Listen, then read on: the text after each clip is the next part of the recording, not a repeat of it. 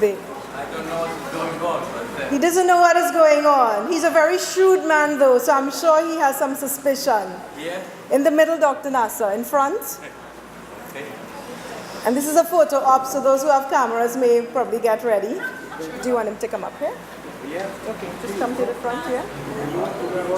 Yeah.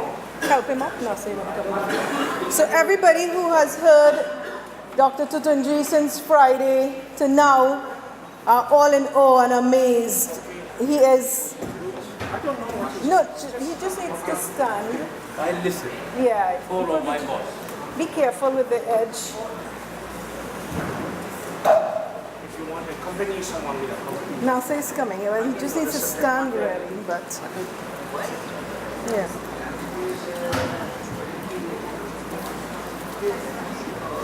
And I'm going to ask Dr. Nasser Mustafa, who is part of the local organizing committee and also vice president of the TML, who have been very, very gracious hosts, to make a very short presentation to Dr. Tutunji from all of us here in the Caribbean for his contribution and dedication.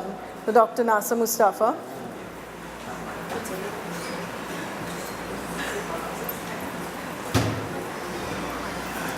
Bismillah ar-Rahman ar-Rahim. For those of you who are joining us today for the first time and never met Dr. Tutunji before, I would just like to remind you all that he visited our shores in 1968 and he has always been in touch with key individuals here.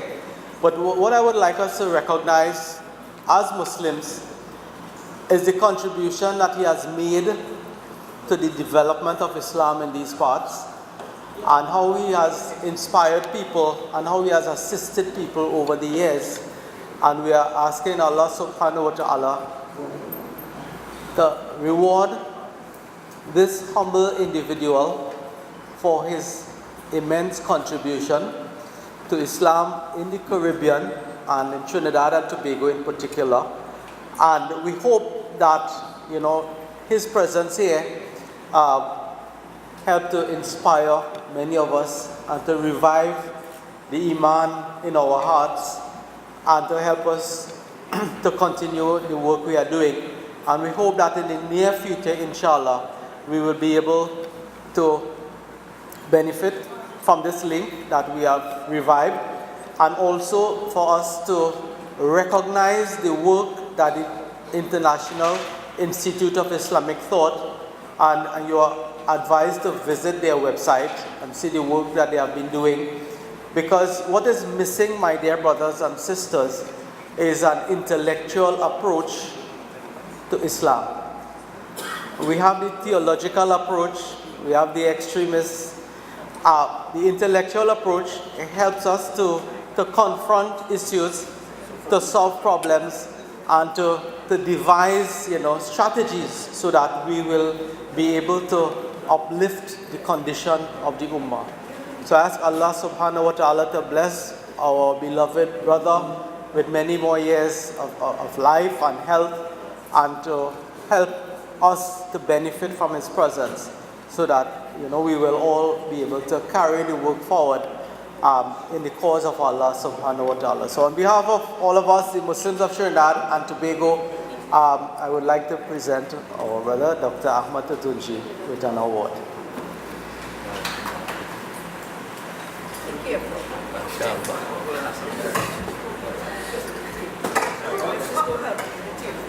One minute, the table is twisting. Let's go. Just straighten the table. Straighten the table. Jai, just straighten this table. Back.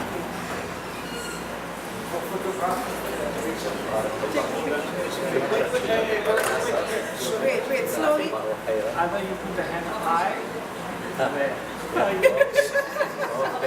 Okay, direct. Shukran. Jazakallah khair. Wait.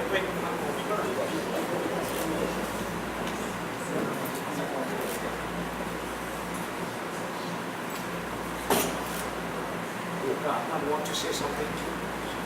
Okay. We'll be wrapping for you. Just tell you Bismillah. Take care. There is a Caribbean island. We'll take care of wrapping it for you. Thank you. بسم الله الرحمن الرحيم الحمد لله والصلاة والسلام على سيدنا محمد وعلى آله وصحبه ومن والاه. My dear brothers and sisters in Islam, Assalamu alaikum wa rahmatullahi ta'ala wa barakatuh. I will not take too long, only about 2.5 hours in my talk, inshallah. Barakallahu feekum.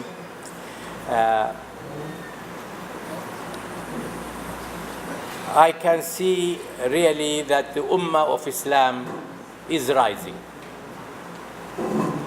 Whether our enemies like it or not, or whether we like it or not. Allah Ta'ala has willed وَلَيَنْصُرَنَّ اللَّهُ مَنْ يَنْصُرُهُ إِنَّ اللَّهَ قَوِيٌّ عَزِيزٌ. Allah Ta'ala will give victory to whom He wants to give victory, and He is all strong and قَوِيٌّ وَلَا يَنْصُرَ اللَّهُ مَنْ يَنْصُرُهُ إِنَّ اللَّهَ لَقَوِيٌّ عَزِيزٌ. Strong and exalted.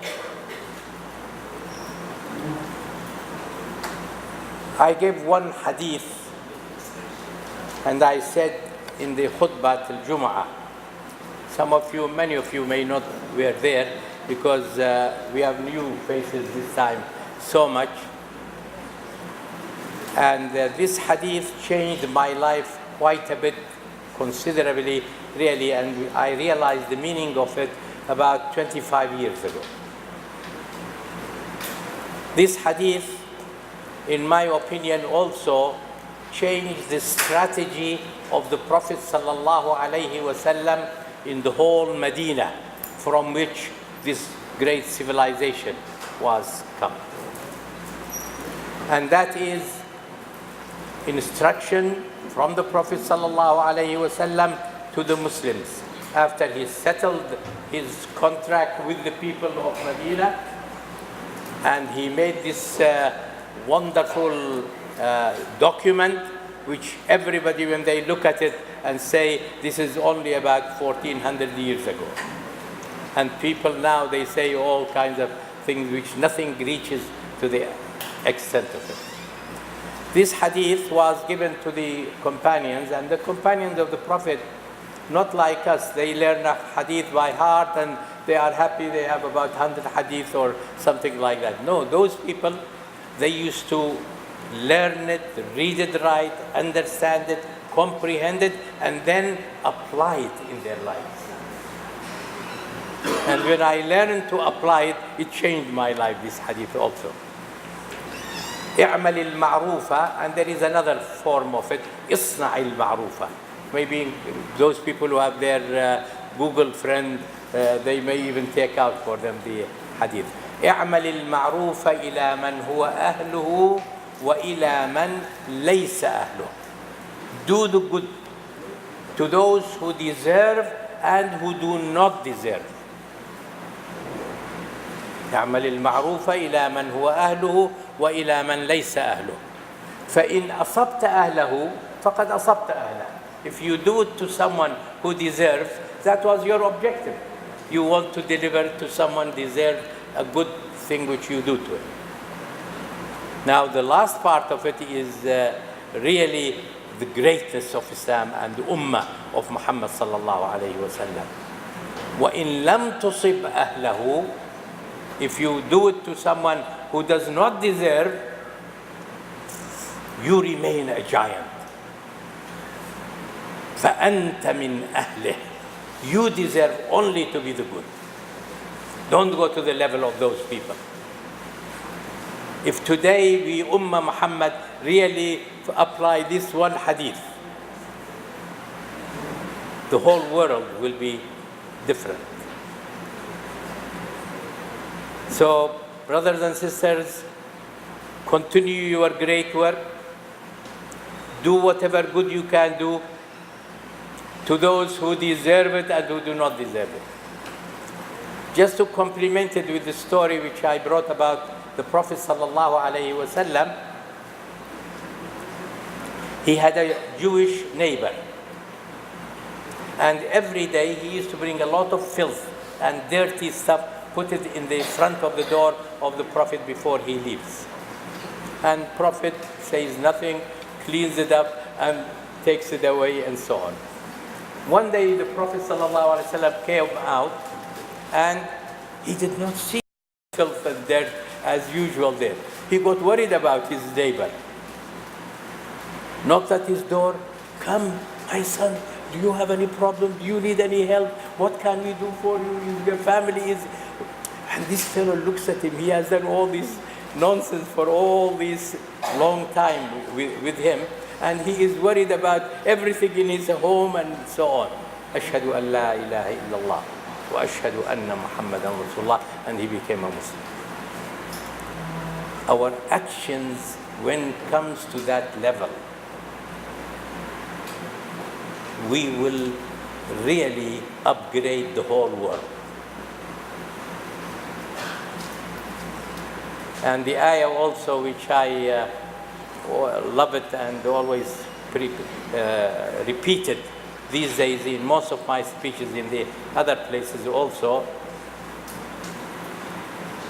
which implores on us that we have to be able to accept each other with our small differences.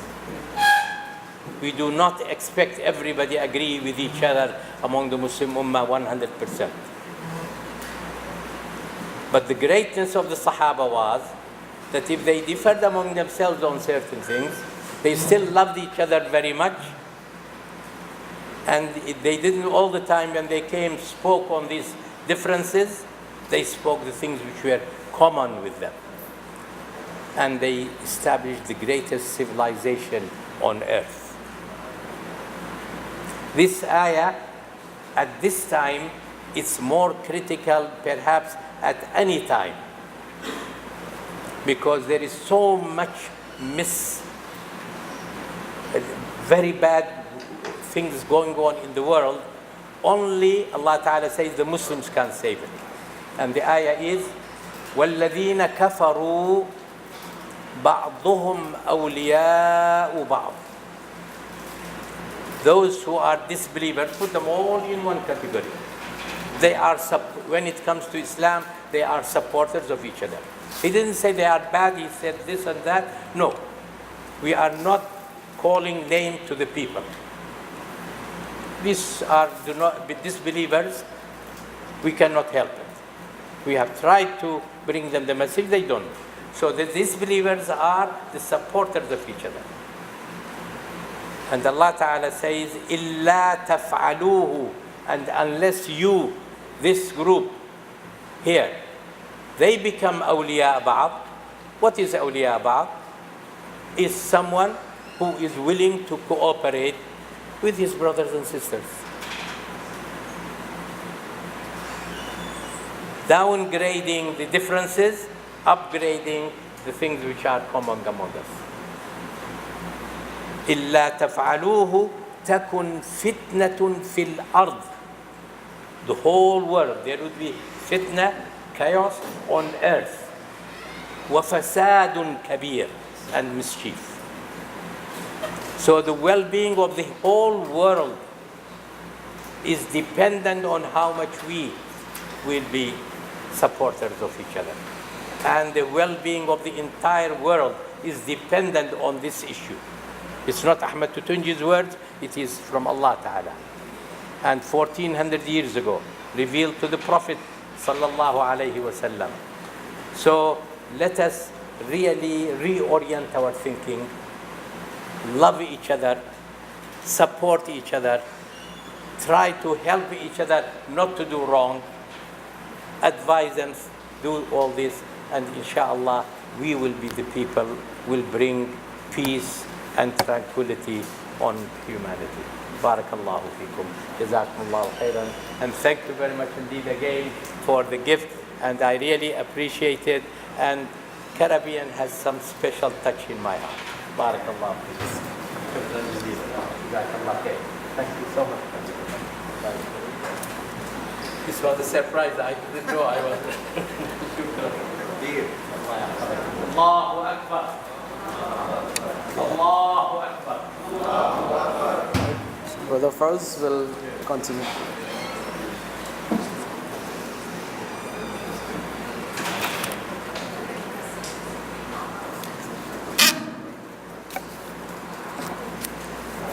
Okay, assalamu alaikum. Okay. So we're going to continue in terms of the panel discussion. This session is entitled Help Support Systems for Education in the Caribbean. This session will identify the support systems required. I'm hearing. Okay, you all hear me there better? Okay, so just to recap, this session entitled Help Support Systems for Education in the Caribbean. This session will identify the support systems required to support the education systems, particularly teachers.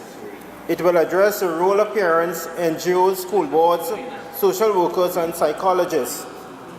To introduce the panel, I'll call upon first Sister Donna, oh, she's here already, right, Donna Ali. I'll call upon Ms. Vandana Siu Sanka. She's on her way. On her way. Police exercise and she's in traffic. Okay, so she's going to join us a bit later. Brother Azid Ali, and then Dr. Safia Mohammed. Just to give you a brief introduction of each of these expert members of the panel. Donna Ali, just a bit on her. She's a mother of 3 adults, and she's also a grandmother of 3. Currently employed with the North Base Company for over 30 years and presently holds the position of Administrator Manager. In terms of her civic responsibility or duty, she holds or held the position of Secretary President and currently the Treasurer of the National Muslim Women's Organization of Trinidad and Tobago. She's a representative of that same committee on the Muslim Roundtable and an alumni of the International Visitors Leadership Program 2016. The title of that program was Countering Violent Extremism, which was held in the United States. Next on the panel is Brother Azid Ali, a retired teacher for over 37.5 years. He's currently the General Secretary of the Trinidad Muslim League and Chairman of the TML School Board of Management for many years. And he would have overseen the continued development, advancement, and excellent performance of all our schools that is managed by TML. Dr. Safia Mohammed, who is a graduate of the Faculty of Medical Sciences, UWI in 2004. Over the past 5 years, she has been an avid speaker nationally and internationally. And she'll be very familiar for those of us who would look at IBN. She has coordinated several mentoring programs with the themes of women and youth empowerment, stress management, health and wellness, balanced living and capacity building within corporate sector. In March of 2017, Dr. Mohammed returned from the United Nations, speaking at the Commission of Status of Women 61, and contributed to the Global Health Strategy for Women and Children. She also had a close interaction with the Nobel Prize winner of 2014, Malala Yousafzai, on a visit to Trinidad. So with these opening remarks, the time is a bit short, so I don't want to speak much more. So I'll call upon the first presenter who's going to be given 10 minutes to address us, and I'll call upon Donna Ali.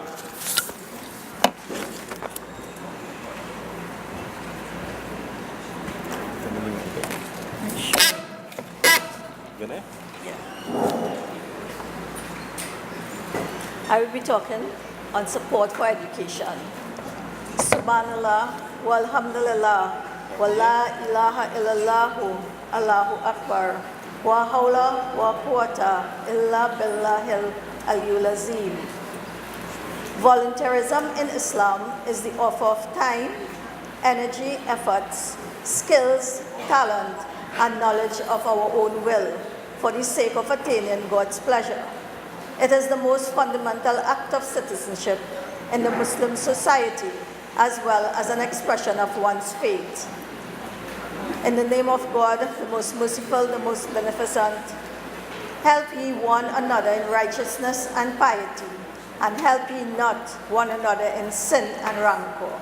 Chapter 5, verse 2 of the Holy Quran. All protocols observed.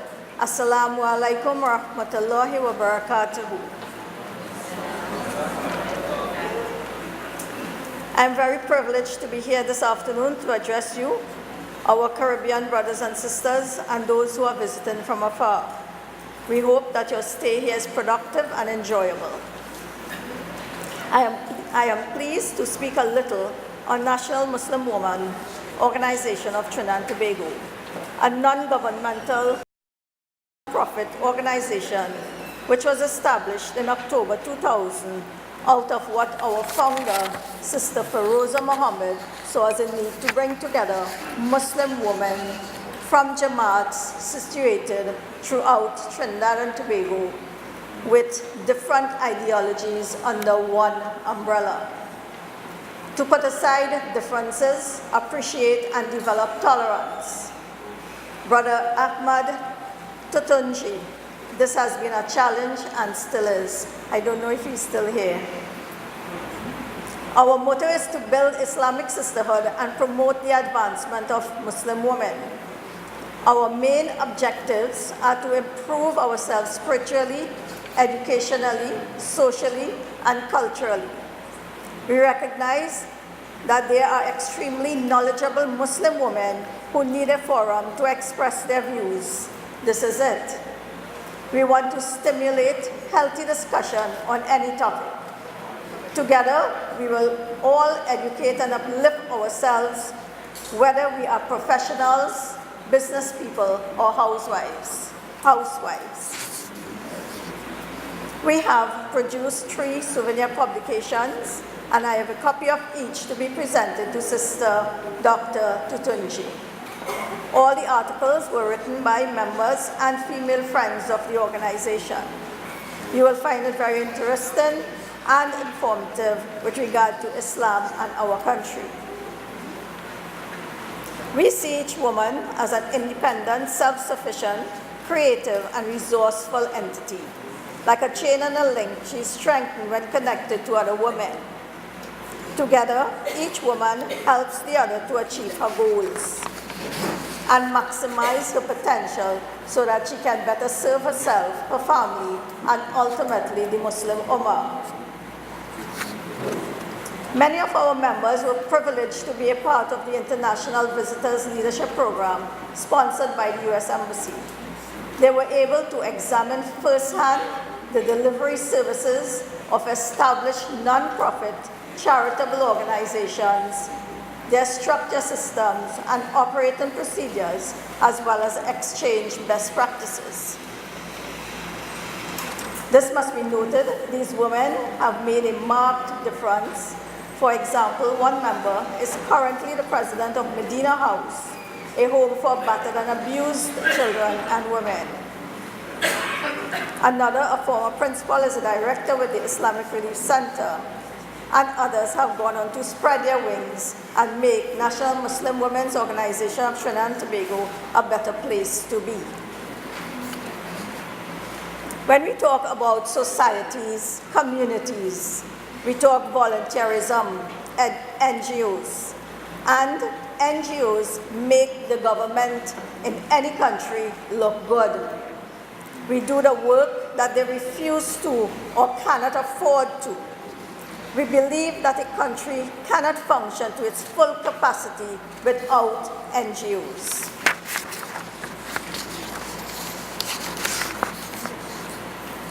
UNICEF, United Nations Children's Fund, believes All children have a right to survive, thrive, and fulfill their potential to the benefit of a better world. National Muslim Women's Organization believes a basic quality education is what every child has an entitlement to, regardless of the community in which he or she lives. This is one of the rights of a child according to the Convention on the Rights of Children. I have attended the 60th and 61st Commission on the Status of Women at the UN headquarters in New York. And in nearly all the topics covered, if not all, there was an element on the lack of or unavailability of education and its effects on societies in general, but especially as it pertained to girls. In a quote from the UN, and this was in October 2016, it is stated, "The world's future will be determined by the fate of its 10-year-old girls. Age 10 is the beginning of adolescence, when girls start to see life's possibilities expanding or contracting. As these girls approach puberty, they may begin to exercise more independence and explore new interests, or they may find themselves increasingly viewed as maids and babysitters, or as commodities to be traded away." This reminds me of the famous quote, "If you educate a man, you educate an individual. But if you educate a woman, you educate a family or a nation." This well-known saying is attributed to the Ghanaian scholar Dr. James Emmanuel Kwajir Aggrey, one of the century's greatest educators. With respect to the girls at 10, as previously mentioned, our Education Committee took up the challenge to assist by offering outreach programs and to work assiduously with all school children between the ages of 10 and 13. We initially chose 2 primary schools, one in Maribela and the other in San Fernando. Having communicated our ideas and thoughts to both principals, they welcomed our offerings with open arms. The principals informed us the delinquency rate was high amongst older students, especially in the secondary entrance assessment class, and that bullying was definitely a problem high on the agenda. The principal in the school in San Fernando, however, is new and is grappling with serious problems, which include the use of drugs, gangs, single-parent homes, unemployment, and children traveling from as far as Port of Spain to get to school where he or she would sleep. And this is difficult for any child. Now, you see this part when the child travels to school, the child or children live in Laventille and, oh boy, and they were given HDC houses in South. So when the family split, somehow the child ended up living in Laventille. So it's difficult. These children need positivity in their lives and for us to lighten their loads, which they bring to school on a daily basis. We contacted certified counselors to work with the children at the school, and this was done in less than 2 weeks, what took time was getting notices out to parents to attend the session and approval from the ministry. Guess what? 60 children were present and one parent. One parent. And she said she needed the counseling. The session was awesome, to say the least, and the children requested the counselor to return to the school. We did another program, which is the Zoo to You, where the more domesticated animals from the zoo were brought to the school. The children learn about conservation and preservation of plants and animals in a very interactive interactive way. The principal took this opportunity to make the entire day a fun activity.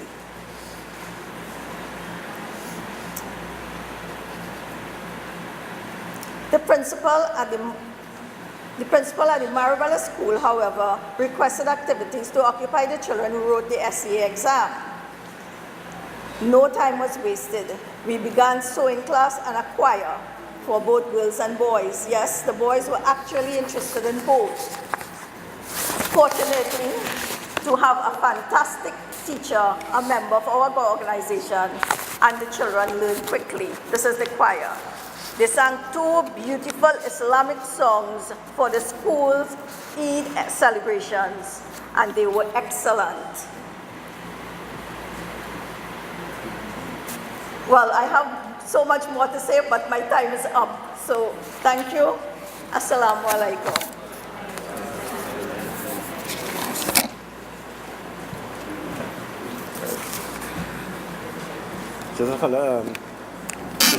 Donna Ali. I just want to introduce Ms. Vandana Singh Sankar Ali, and we are happy that you're able to join us. A bit on her, she's a clinical psychologist with a Master's of Science degree from the University of the Western East St. Augustine. She works in the field of child protection and has played an instrumental role in re-engineering the current child protection system into a new and progressive one. She has oversight for multidisciplinary teams that conduct clinical assessments of children in need of care and protection, and for a place of safety for children removed from their homes due to imminent danger. So we'll ask Ms. Vandana to address us for 10 minutes.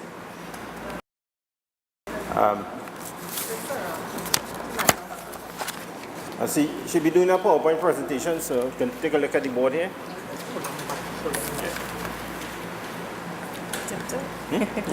No, for now.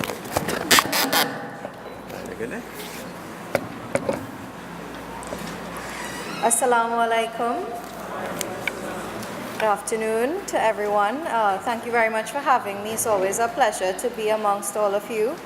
And today I've been asked to speak a little bit on the referral criteria for children, students within schools to be referred by teachers to mental health professionals. So that's a very important area, and today what I'll be covering is the justification. Why do we need to consider the role of mental health professionals in the education system? We'll also talk about what the role of these professionals are and what are some of the criteria. How can teachers recognize and other educators recognize when there's a need to refer a child to a mental health professional? So the world that we face today is filled with many challenges and many social and economic issues that have changed the sphere of the experience of children around the world. So we have several concerns. Children are facing a very different world to what they faced many, many years ago. And some of the concerns are child protection concerns. And you all will be familiar, for some of our international delegates, we unfortunately do not have a good picture as it relates to child protection in this country, but that is a global scourge as well, where there's a lot of child abuse, neglect. We have an offense that is called a status offense, where children are deemed beyond control of their parents. We have children who don't have homes, or children who live in at-risk environments, or children who live in families where there are serious parenting gaps. We also have children faced with several severe family issues. Divorce is on the rise, and you all will be familiar that within the Muslim community itself, divorce is also a very serious problem. Children are also dealing with issues of the early death of their parents, especially as it relates to chronic illnesses and crime, and of course living with a declining economy and facing a lot of the social challenges associated with poverty. Other issues include, as I mentioned, dealing with illnesses and other health problems. Children are getting more ill as time goes by at a younger age. And this goes along with a lot of the health concerns. You know, children and obesity is very, very high, and I'm sure our doctor on the panel will talk a little bit more about that. We also have children faced with the illnesses of their own parents. Crime, as I said, leads to severe levels of trauma at all levels for children. Bullying, we heard our previous speaker speak about the experience of bullying in schools. This is another very serious problem that our children are faced with. As crime increases, we also have a lot of young people involved in gangs and gang violence, substance use and abuse. We also, as the society's fabric declines and we have a loss in terms of family values, we also see lack of parenting and guidance and a lot more children getting involved in relationships earlier. Teen pregnancy is very high. And then with the global refugee crisis, increasingly even Caribbean countries are also being faced with the incoming of several refugees and dealing with that. Children also come from families where they're dealing with that as well. So we're presented with all of these issues and we're seeing them in the school. So why do mental health professionals need to get involved? Well, school age is a very critical part of a child's developmental trajectory.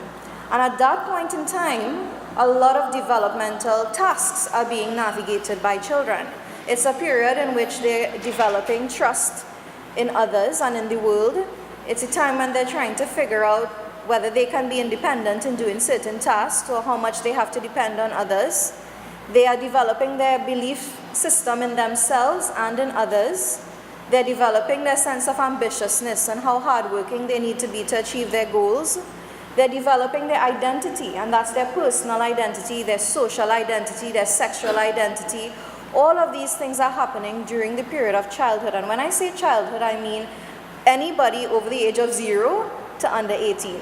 That's child. A child is defined as that in our country. So mental health professionals are needed because children are going through many of these developmental stages. And so mental health professionals within the education system is necessary to be able to help students as well as teachers and other educators and other persons within the school system to be able to effectively deal with these issues that children are presented with. So what are some of the things that teachers and other educators and persons within the school system should look out for to know whether you should refer a child to a mental health professional? And I want to begin by saying that there are several different types of mental health professionals within the school system. There are guidance officers, social workers, psychologists. One of the first things that is easy to pick up is when there are issues of academic achievement and learning issues. So you might be noticing a child who has low motivation or is not engaging well with their peers in the classroom. That child is having problems with time management and managing the responsibilities of studies.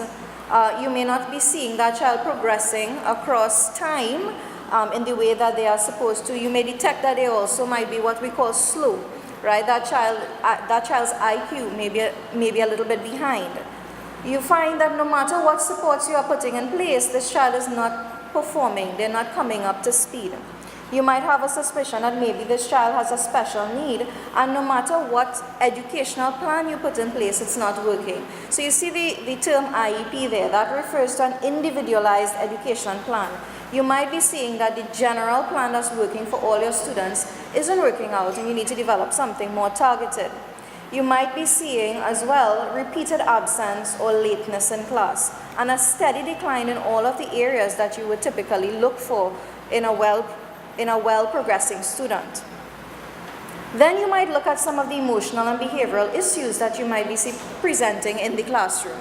Some of these include, you might see anger management. That's a huge problem. We have a large amount of indiscipline in our schools along with violence, which speaks to a lack of coping skills with regard to emotion management. They may be having a lot of problems getting along with their peers. Bullying, that child might either be a victim of bullying or maybe perpetrating bullying against others. Both children are in need. You might see that this child appears depressed. Now, depression is a clinical term.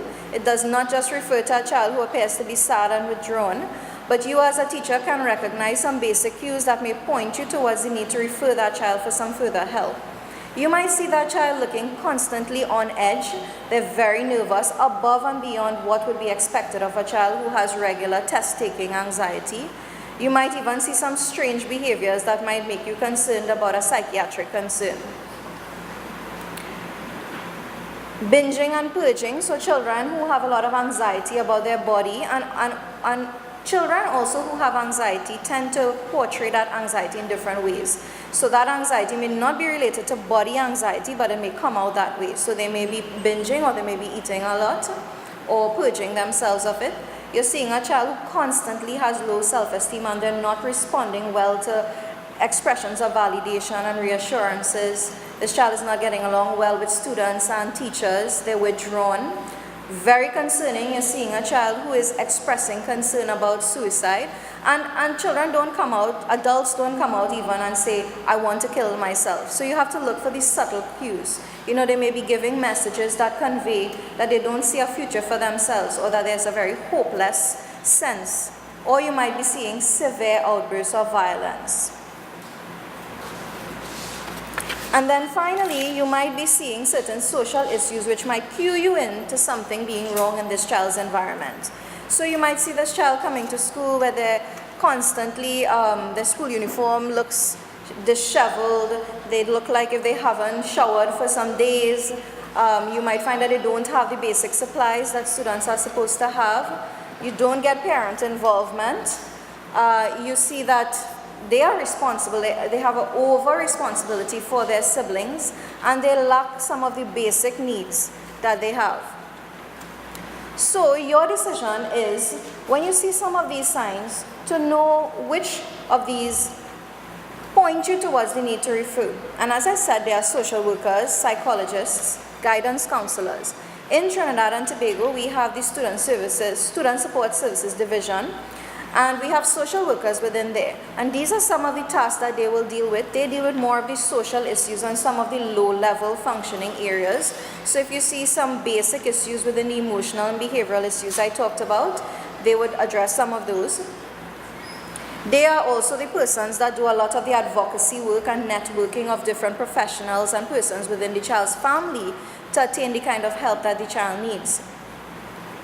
Then you have guidance counselors. So when you have children who are having problems academically, or setting goals, or being able to manage their time, or figuring out which career path they want to go down, guidance officers are able to help them with that. They're also able to help them with developing life skills and coaching them through simple issues that they may need to navigate as they move on through the education system. Next, we'll look at the psychologists.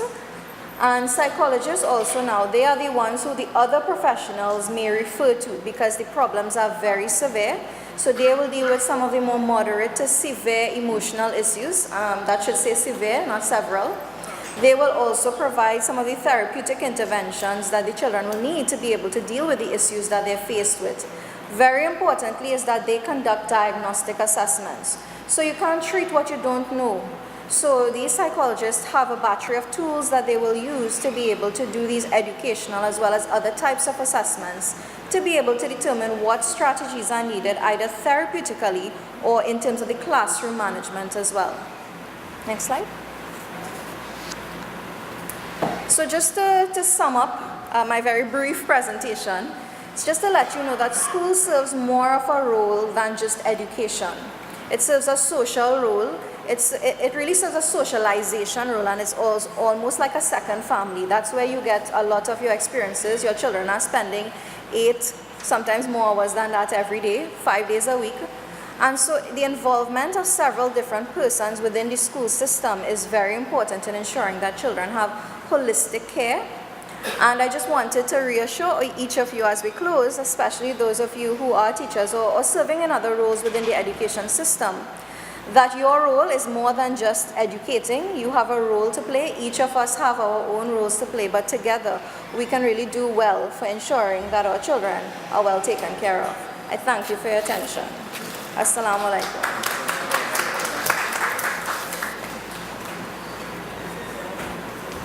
Okay, this color.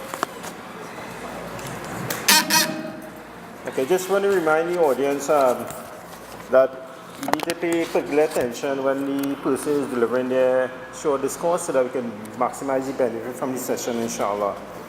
Now we're going to call upon Brother Azid, who is also the chairman of the TML School Board of Management, to address us for the next 10 minutes.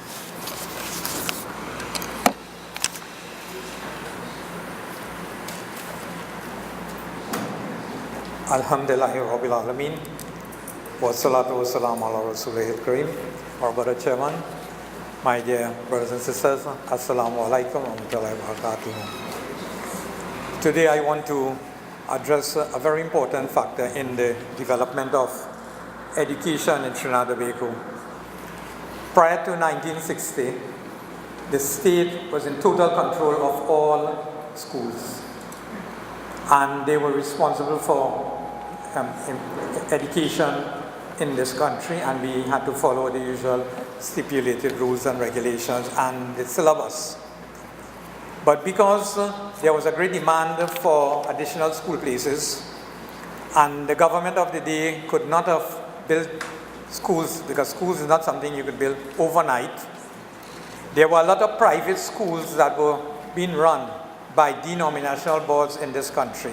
And when I say not only Muslim, every aspect of religion, be it Catholic, Christians, Hindus, whatever, they had what they call private schools. And the government of the day in 1960 came up with an agreement. Although that agreement was between the Catholic board, the Catholic Church in fact, and the government, is a document referred to as the Concordat of 1960, in which it gave assurances for the preservation and character of denominational schools, that is all schools. And I will just read it so that you will understand where we are and where we are today. The Minister of Education and Culture wishes to clarify for general information some of the proposals of education with references to the reorganization of education so far as those proposals affect the denominational boards of management, the government bodies, and principals of assisted secondary schools. We were classified then as now government-assisted schools. 1. In relation to property, the ownership and right of direct control and management of all denominational primary and secondary schools will be assured to the denominations in whatever modification of the existing system that may subsequently be introduced in the new education ordinance. And all existing rights, so far as property is concerned, will be respected. So they allowed us to be responsible to take ownership of the property as we continue, even though we have to improve it as we move along. Also, in denominational schools, no books or apparatus to which the denominational authority formally objects will be introduced or imposed. And 3, in denominational schools, unless the denomination concerned otherwise gives its consent, the religion of the particular denomination which owns the school will be taught exclusively by the teaching profession to belong to that denomination.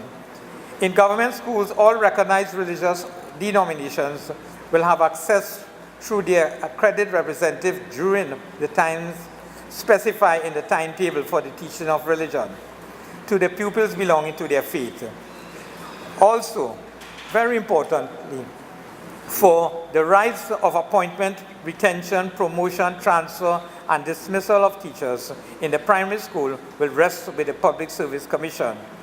The teacher will not be appointed to a school if the denominational board objects to such an appointment on moral and religious grounds. So we had our controls, and they also allowed, we were now governed.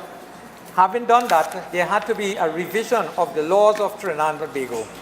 And that law was revised, and under the laws of Trinidad and Tobago, we had Chapter 3901, which gave rise to the rules and the power and the authority for boards of management of assisted schools. It says in chapter 15, under the Education Act 3901, it says, where in accordance with section 14.1 At the commencement of this act, any school is deemed to have been established as an assisted school. There shall be established for the purpose of exercising the control of the school a board of management consisting of persons appointed by the authority which establishes the school, save that the ministry may require the school to be controlled jointly with any other assisted school operated by the same authority. And 2, every assisted school established by the commencement of this act shall be controlled by a board. And that is how we were able to establish the boards of management, and the TML itself has what is referred to as the TML School Board of Management, which comprise of 11 people. And we at the TML went along and made sure that what we did within the composition of our school board, we have over the years been able to tap into some retired teachers, some retired people involved in education, and also some people who are at present within the school system, so that when we meet as a board, we are kept up to date with the happenings of the school, the new techniques, the new change in curriculum and things like that. And we have people who from the past who had all the experience and knowledge to be able to assist us in managing the affairs of our schools. And in managing the affairs of schools as a school board, you have to remember we are responsible for the selection of all auxiliaries, ancillary staff, all teaching staff, including all administrative staff. We have to make the recommendation. And it's only after we make the recommendation to the ministry, outside of the auxiliary staff, the ancillary staff, is solely by the board, and the board make the recommendation, and we go ahead, because what is happening here, they give us a grant. So we use that grant for the payment of the people of the ancillary staff. But from all the teaching staff and others, we have to make a recommendation to the Ministry of Education, which forwards it to the Teaching Service Commission, and they will do the interviews, and they will make the necessary recommendation. As the Act puts it rightly, if for some reason we will make a recommendation, if they did not accept our recommendation, they will have to inform us that they did not, and they will probably say, well, okay, they have recommended someone else. We as a board will sit and do an analysis of that decision. Sometimes we may agree, but most times we don't agree with them. And we ask them, and we go into the commission and explain why we made that recommendation, and the purpose of our recommendation, and the need for continuity within our schools in order why we made certain recommendations. And so far, we have had very little or no problem in the acceding to our requests and allowing whatever recommendation we make to be appointed. So these are some of the conditions under which we operate as a school board. In terms of staffing, now it's much more than just staffing. From 1960 to now, 2017, teachers are in the schools, and many have retired, and we recruit new teachers. But that's only part of the problem. What we had to do was to, the whole concept of the understanding of the Islam move away from what I like to perceive as what we call, the Islam of our foreparents, what we call, quote unquote, I'm not condemning anyone, what we call traditional Islam. And we have seen the growth and the knowledge base of Islam within individuals begin to expand within their own self, because they themselves has used the opportunity to gain additional knowledge, information, and understanding of what the Islam is all about. And based on the interviews, we are able to extract some of that information, see how far they have gone and how well articulate they may be, to assist us not only in the teaching of the curriculum that the ministry has given us, but also to help us in molding those strengths based on moral and spiritual values, based on other aspects of the teaching of the Islam, so that they will be better able to mold a child. So, because our concept is, if a child is properly molded at that early age and has reached the age of 11 plus 12 and moves on, and given all that whole upbringing of moral, spiritual, and religious knowledge, when they go into the secondary schools where it's much more competitive there, they are better able to withstand some of the difficulties and are able to move on with additional help from their parents and other institutions which they may go and take. So may Almighty God continue to bless each and every one of us. May He continue to guide us and may He continue to protect us. And the last thing I want to say, I'm hoping to have a meeting. I have to take it to the board, get it confirmed. I want to have a meeting with all the principals, all the administrative staff of our TML schools, together with members of the TML school board, see how their RI program is being instituted, where the strong points and where the weak points are in some of the, and see how we can use that information to be able to allow all of us to synchronize our ideas and feel so we can better able to guide all the charges that Allah has blessed us with. Akule Kauli Astaghfirullah.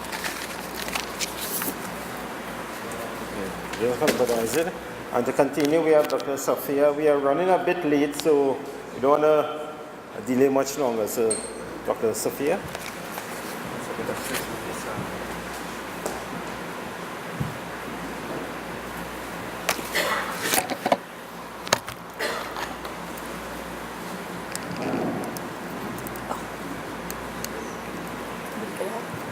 Assalamu alaikum. As soon as I get this.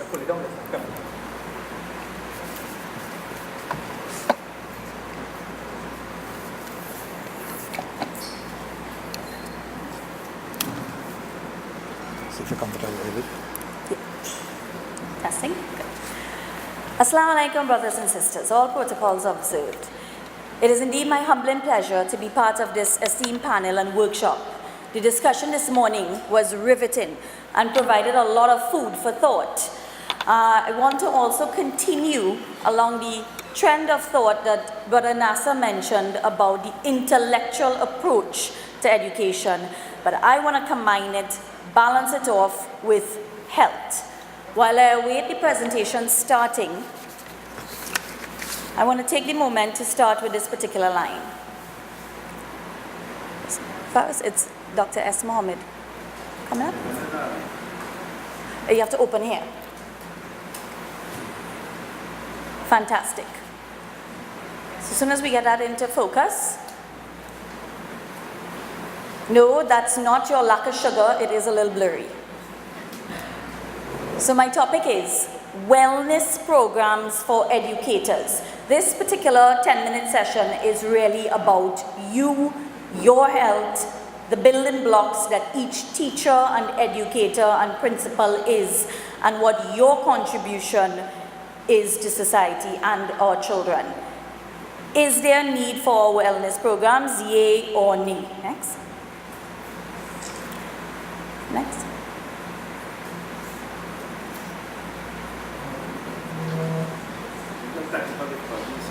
Nevertheless, I'll continue. While we continue, there. Health does not always come from medicine. I want to specify that. Most of the time, it comes from peace of mind, peace in the heart, peace in the soul. And that's equivalent to what our religion, Islam, equals, peace. And as it was mentioned in the beginning, the introduction, I had the humbling privilege of being Malala's doctor when she was here for 1 week. And for those who follow her career or may not follow her career, she just graduated as a university student. And she is one young woman who continuously pushes advocacy for women across the globe. She said, I truly believe the only way we can create global peace is through not only educating our minds, but educating our hearts and our souls. And I really want to congratulate this entire team here that put together this workshop, because this is what we're doing. Right. So it's coming up. Next. Next.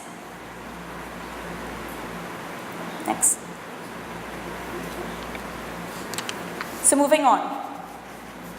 You want me to come down and fix it? Right. So the concept of wellness. We've heard about health all the time. I want to just introduce you to what it exactly is. and see how similar it is to what Islam is.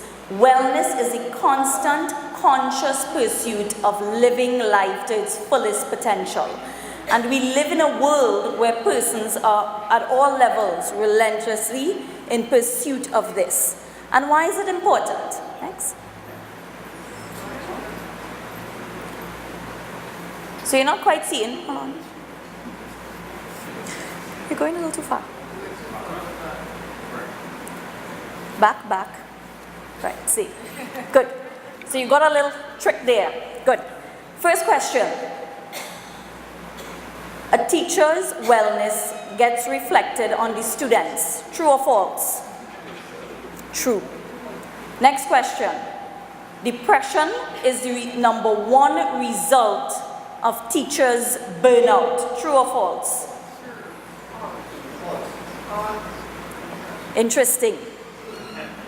We'll weigh in after in some of the results. Now we know in Trinidad we have very little numbers, research. So I had to go to UK and US to get some of this research. Next. So the answer there is false, but I'll tell you what the number one is. So next. Right, stress.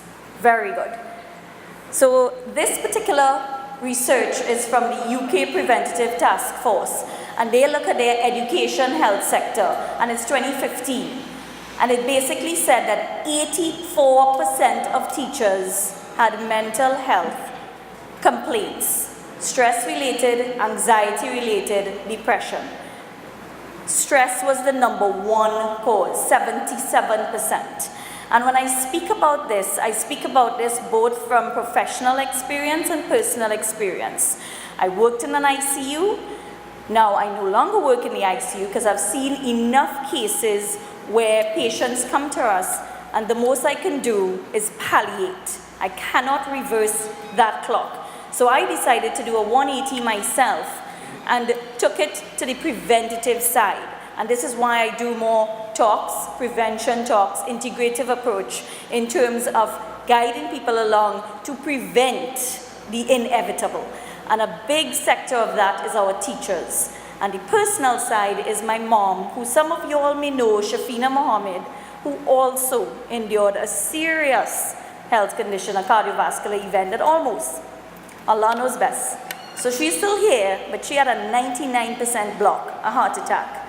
And everyone knows how much her service is. However, that could literally be any one of us. Because in the ICU, we're seeing patients at 34, as early as 34, developing cardiovascular events. And it's more so with our women than our men. Food for thought. Yeah, bucket, leave it down, right? Right, and I want to point out one more percentage on that slide there. They said that only out of that 77% of these participants of this study, only 25% actually sought help, and only 8% made it to a healthcare professional. Guess what? We're so busy being the building blocks, we forget our building blocks. Next. Oh, that's okay. So continuing along in this survey. Right. Now it looks a little blurry. That's okay. But I'll just point it out. Whatever the computer is, that's all right. I'll just focus on the presentation itself. So the survey continued on, looking at numbers across, because it looked at, okay, hold it there, leave it there. But we're not focusing on the slide. So this was a task force that did a survey over 2,000 teachers in UK. And they moved on to say some of the problems that teacher burnout issues resulted in. And how many resulted in terms of time off away from work. They showed that stress-related incidents then took teachers, 78% of their teachers, away from work. Some of them as much as a full year. And then they moved on to say that 16% of them eventually had to retire early because of stress-related events. Now, I didn't want today to be about too much to frighten you, just to kind of get you in check. This particular slide is another study. Do we know here that Trinidad was rated as the third unhealthiest country in this world? So this particular stat, again from UK, is looking at the BMI. And BMI is your body basal metabolic index. Yes, some of us are familiar with it. We were rated the third unhealthy, so third fattest country in the world. And now, as was mentioned earlier, we have childhood obesity on the rise. 10 years ago, this problem called childhood obesity did not exist. But guess what? 10 and 15 years ago, the iPads did not also exist. So that's why we have to try to find balance. Excellent. Right, so we have a little pointer. Good. I should get a little extra time because of the IT delays. So, moving on.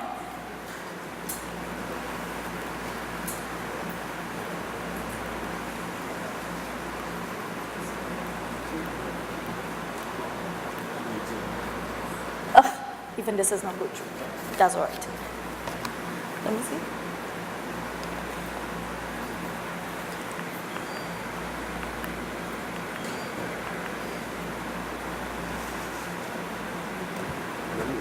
Right. So, since I have 2 more minutes, we're going to do this really quick. How do we fix this? There's a host of issues. We know this. I don't need to tell you about the red lights going off in your body. You take on the red lights in your car, but we need to understand the red lights going off in our body. We need to understand when we're stressed, overwhelmed, burnt out, that we need to seek that help. How do we fix this? Promoting prevention over cure. Right? Prevention. Creating a culture of health within the schools. And more importantly, and I'm glad we have so many principals and so many policy persons here in this audience, viewing your university and your schools as a microcosm of society, so that improving the workplace, improving the health at schools, thereby directly reduces the burden of healthcare at even a national level. So I want us to start with SMART solutions. Simple, SMART. We must know that acronym. Specific, measurable, attainable, relevant, and timely solutions. Start with creating a healthy school environment. Simple. Start and end the day with a moment of prayer or meditation of calm. In some schools abroad, they'll actually have a meditation room or a prayer room. Start by ensuring that there are healthy meals at your staff meeting. And yes, I was a little too much salt in our lunch today. Start by insisting upon, but I was happy to see the mangoes. Right. Start by insisting upon simple changes are made, that there's more water available to yourself. Throughout the day, all the teachers here, they're constantly talking. And what is the end up? The result? A cup of coffee. And I do it too, because I used to work 24 hours, 48 hours as a doctor in the ICU. I know.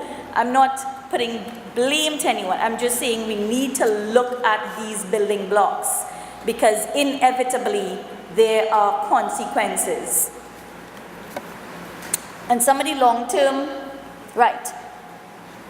There's such a thing now as school employee wellness programs. Schools are now taking on developing a wellness committee. And if you're not familiar with that, grab my email at the end and I'll tell you how to set it up.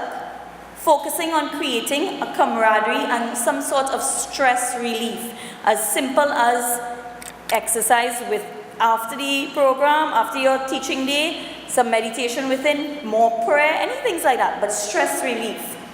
Some schools are actually putting in a relaxation lounge. And then they're also focusing on connecting to different community activities. I'm also one of the executives at our medical association, and we do a number of health fair outreaches. We've actually started bringing the health caravan to some schools where we're encouraging all different testing, from pap smear to prostate to this, that, all across the board. Because again, you have to look at your own health. Does it work? Do these wellness programs work? What do you think? Again, no stats of Trinidad, yeah, no problem at the time. But they work. They've already shown 38% a reduction in terms of not taking sick leave, and 8% in terms of increasing in productivity. And yes, I am the doctor that believes the greatest medicine of all is to be able to teach people how not to need it. So, yeah, I may strain away from patients coming into my practice, but I'd rather you not coming to my practice and take care of your health and be the best teacher you can be. So the health of a teacher is inseparable from the health of the community. The health of the community is inseparable from the health of a nation. And the culture of health is to extend into our daily habits. There is our health sector reform going on, and it is focusing on a number of different strategies in terms of improving the productivity and success of our citizens from a holistic point of view. Keeping in mind innovative partnerships between education, public health, and community bases. Developing functional wellness programs. And this is what I'm going to challenge every single one of us to become our own wellness champion. To be a little bit more innovative. Think outside the box. Use the steps instead. Encourage your students to use the steps instead. Understand your role as a role model, not just a teacher. Right, see, almost down to the end. Any questions?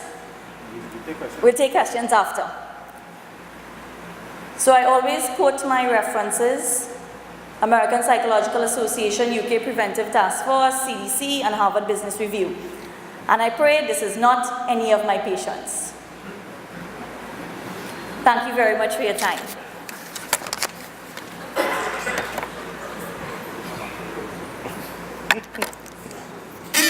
Okay, Alhamdulillah, presentation due to Allah.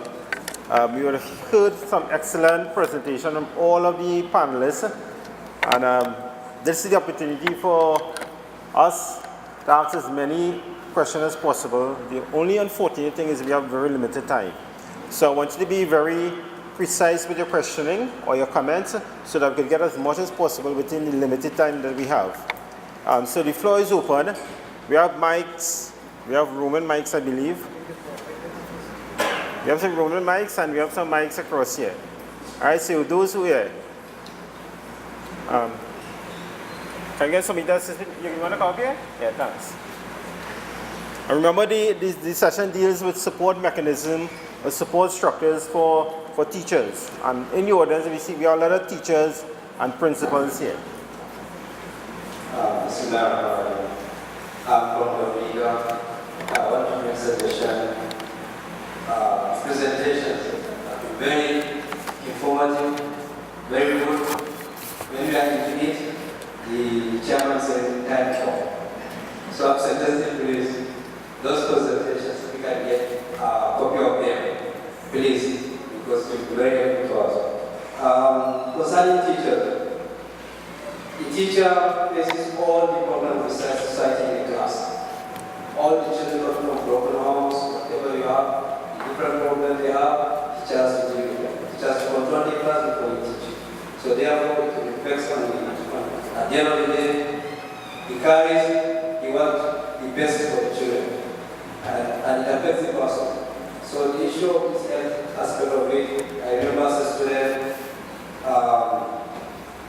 they have a point being said used to laugh. They say, he used to laugh, but in that presentation I said in reality, he said, oh, you who seeking suicide, you have found one. Very late teacher doesn't live long. And this is, we see from scientific data. But that point was just, he used to laugh about this. So I hope that we can get those presentations, inshallah.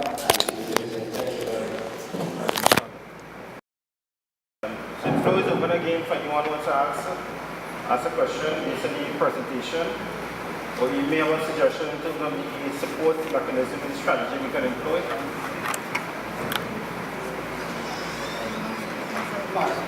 Yeah.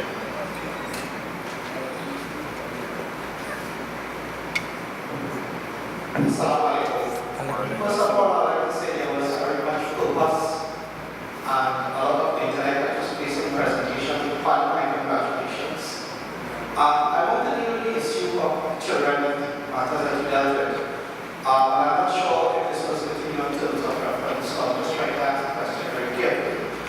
But there is a matter that is affecting both parents, teachers, and children. And that is the whole aspect of dealing with special needs children. I'm talking specifically in the context of a level spread like wildfire from the world, which is autism, Down syndrome. But autism and anything else, because no one knows the cause, no one knows the cure, right, doctor? Thank you. And how is that going to be? What type of support systems do special teachers need in place? How are they going to find that collaboration to work with the parents who's a lot of stress too? Because somehow it is very depressing when you try to think about your children's future, and that future of that particular child. Especially in autism, how it's hard and difficult to manage as a child. If you live in Europe, and this child comes to school here, there's a particular route you divide. But if you change that route, that child gets violent. Little things, colors, everything, that child behaves in a different way, and the child is born, don't get me wrong. But how do we deal with that? Because it is something that's it was already infiltrated in Muslim community, and we need to help the parents and help the teachers go. What are your thoughts? Yeah, you use that mic. Okay, thank you for your question. It's very relevant, not just autism, but actually several other special needs issues. As I stated in the presentation, you can't treat with something that you don't know exactly what's happening with the child. So the beginning of treating with any special needs child is being able to get a proper diagnostic assessment. Autism is on a spectrum, so different children function at different levels of the spectrum. So understanding specifically what your child who has autism and the level that they're functioning at, what particular behavioral challenges they may have, what particular intellectual challenges they may have, what particular social challenges they may have. That's very important because it means that their treatment plan is going to outline how you treat with that child in your home, how you treat with that child in social environments, how you treat with that child in school environment. So first step, get a proper assessment done by a clinician who's qualified to be able to do those assessments. Secondly, once you have that, you have to seek out the necessary psychological supports or therapeutic supports that can help that child address some of those behaviors. So, unfortunately, in Trinidad and Tobago, a lot of those supports are available in the private sector and not widely available in the public sector, which is a real constraint, given that the services in the private sector are very, very costly. So, in the private sector, there are therapists who can work in a very targeted way with children who present with different developmental disabilities. I know certainly in the public sector there are a couple of developmental clinics within our hospital settings. We also have the Trinidad and Tobago Autistic Society that does a lot of support work for children, as well as they do a lot of support groups for parents and caregivers of children with autism. So a third way of addressing your question is seeking for the caregivers to seek out support groups and to be able to network with other parents and caregivers who are going through similar issues so that you are able to develop a coping mechanism. Be able to, what may work for one parent may help with another, and different persons may be able to share ideas as to how to be able to cope. And then one step further, as we move into an entire holistic school-based management system, we are starting to see our local schools and our ministries embracing special education in a very targeted way. There is a special education unit within the Ministry of Education. So the hope is to build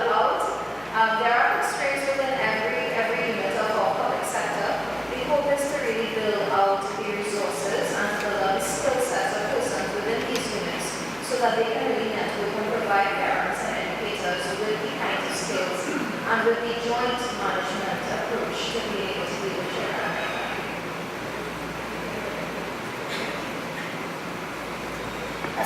Thank you very much for your question and your kind comments. That discussion Donna and myself are actually having this morning coming across here. And I want to particularly advise the teachers here to trust your gut instinct when you think something is not quite right with a child. Understand that these children spend more time with you in class than they do sometimes with their parents. Sometimes the parents are blind to what they may not want to see, right? And following through on Vandana's advice, there are thankfully proper channels to be evaluated. But continuing on your point, a lot of advocacy is needed, a lot of training and education is needed, especially among understanding these coping mechanisms or understanding these changes that these children and then the parent have to undergo, because that what you describe is real. An autistic child really is across the board. It's a spectrum. I have never yet seen two similar autistic children. Every single one is extremely different and they each react in different ways, and the coping mechanism sometimes is difficult. So sometimes a little bit more compassion is necessary to those parents, especially in the classes. Those I despise with all of me the word special needs. Every child is special. No child has a disability, and I hope to God we move to the stage where we remove words like that, where we remove barriers of special needs children needed to be taught separately, because then they're already they're already creating stigmatization. Continuing along the groups that I know with Down syndrome, there's a very active Down syndrome network, and I have all the contacts with those persons. There's the autistic group, there's about 3 different autistic groups that I can connect any one of these parents here to, right? Seek the advice of those support groups, because how one parent may have coped can give you some strength in helping the other parents. And again, don't underestimate the power of your own voice. If you think something is lacking in the school system, then ask for a meeting with whoever it is, the principal, the advisors, whatever. Here's what. I want to get this sort of awareness and advocacy to the teachers. I want them to have a better idea. X, Y, and Z. You know? So never underestimate your own voice. For this moment, as chairman of the board, we have teachers who from time to time may encounter difficulties with suspect that probably the child may be autistic. How or what advice you can give us as a board and also to our teachers, if they recognize this, how could they relate that to the parent? Because when you tell the parents react and say, how could we go about coming to some nice arrangement whereby we can talk to the parents and see what best advice we can give? So that is where emotional intelligence, conversational intelligence comes in. It takes privacy and compassion. It is not, you never go from a place, I know more than you. I am seeking the best interests of your child. So a meeting with the parent in a comfortable surroundings, non-invasive, and just trying to point out to them that we noted differences. We're not saying, it is important to remember that a teacher cannot give a diagnosis. A parent never wants to hear a teacher giving a diagnosis because they've lost that confidence already. You are shattering a parent's vision of their child in telling them that. So you have to understand the power in your words. If there's a guidance officer, if there's a school psychologist associated to the school, then seek that advice. Or indirect measure is have the psychologists come into the school and do a little talk on autism, invite all the parents, and then open up the forum for discussion. Right? So it's just being a little smart about the techniques of sharing information. Okay, so we really want to thank Vandana, Donna, Sophia, and Ali for sharing their experience, the knowledge that they have, and I'm certain that they'll be willing to have further discussion with us in terms of developing concrete strategies and support systems within our school system. I would also like to thank all of us who participated and would have heard, and let's see as best as possible how much we can implement within our school system. So with a few words, I say Jazakallah khair to everyone, and Assalamu alaikum, and I'll pass you on to... Oh, you're not hearing? Okay, I wonder what I said, but I'm going to pass you on to the next person, the one we're going to have